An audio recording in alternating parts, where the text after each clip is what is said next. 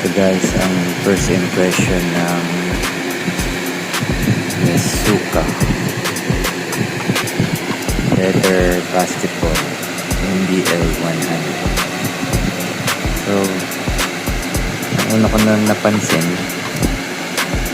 itong slightly may downstep na naman. Ayan.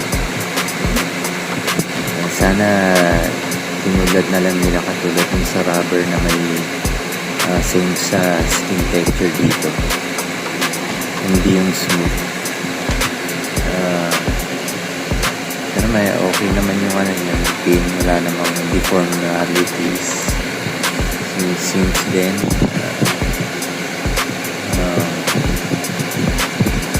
smooth naman din at may kapit.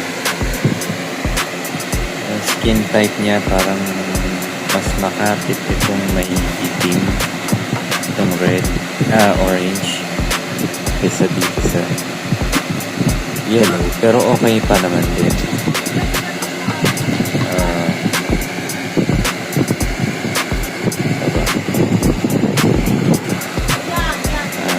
Okay din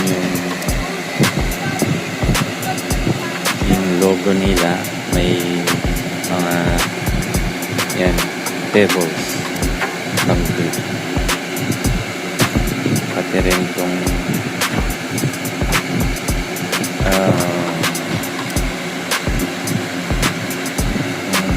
sign na tournament.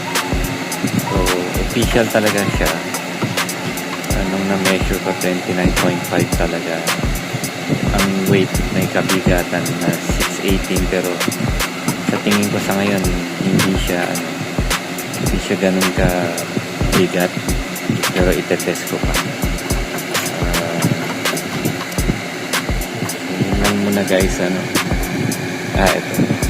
may rin, grade section pa rin. Yun lang pa ang first impression ng Nesuka NBR 100.